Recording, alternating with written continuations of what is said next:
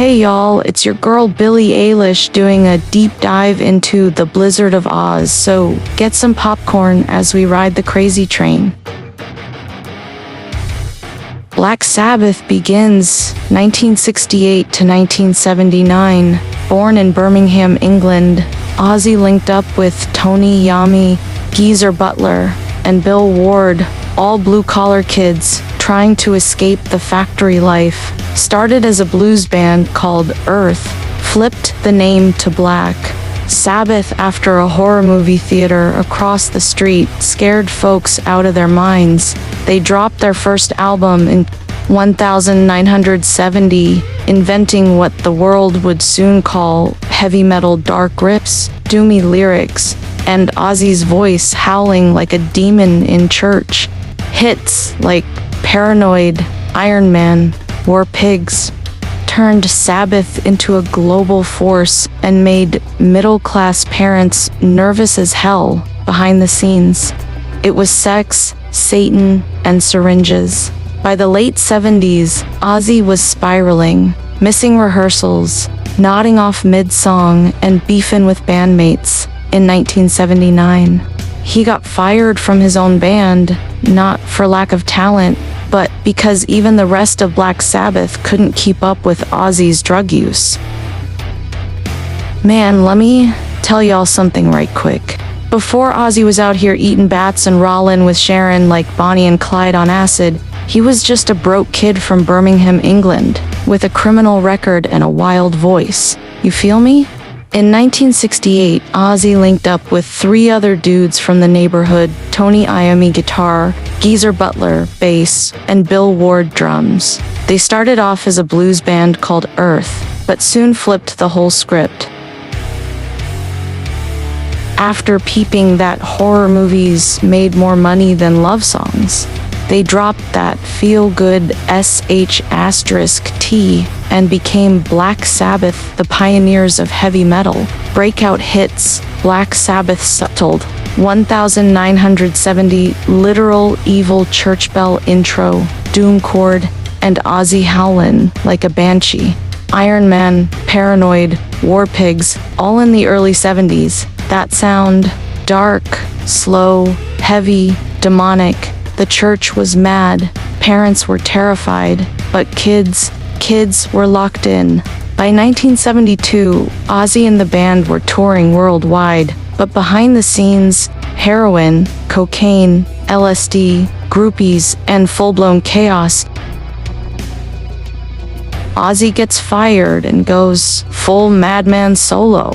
Billie, a voice, look, even the devil got limits. In 1979, they had to let the Prince of Darkness go. Ozzy got kicked out of his own band for doing too many drugs.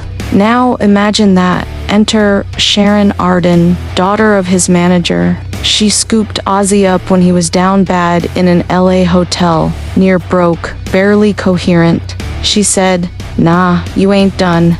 We're building Ozzy Osbourne, the solo superstar."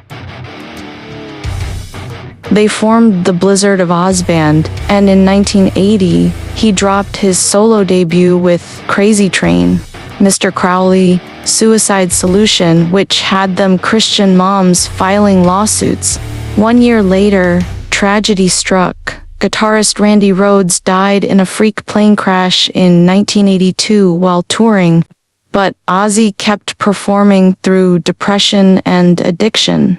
Also, let's not forget the time he bit the head off a dove at a meeting with CBS execs.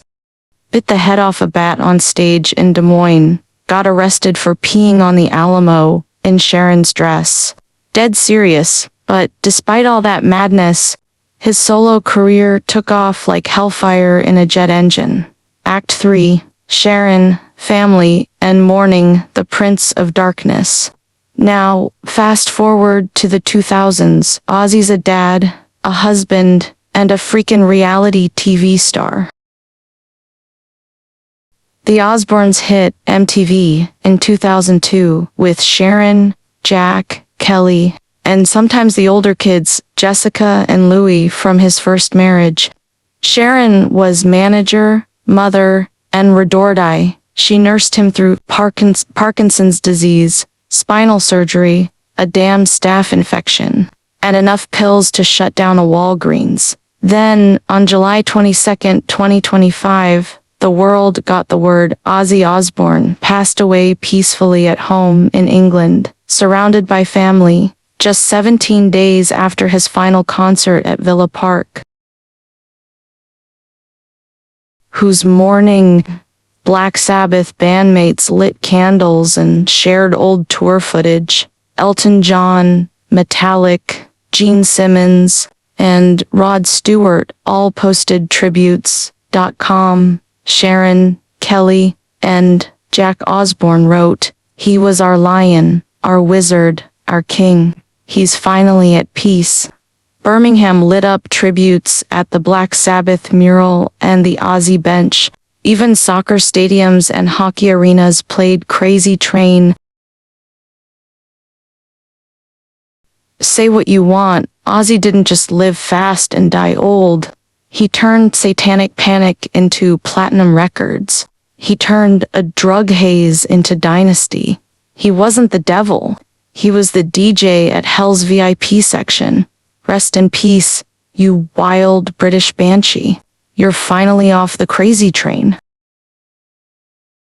This was Billie Eilish #1 on your playlist. Stay tuned to the Big Thirsty Show as we fulfill your bucket list. Peace, and I'm out. Hold up, hold up.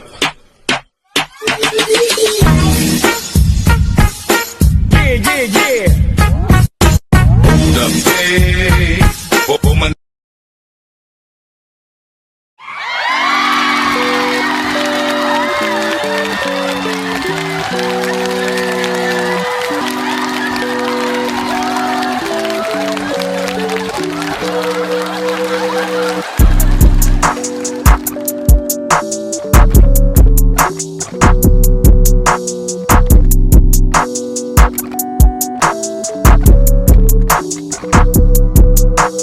Hurry up and buy.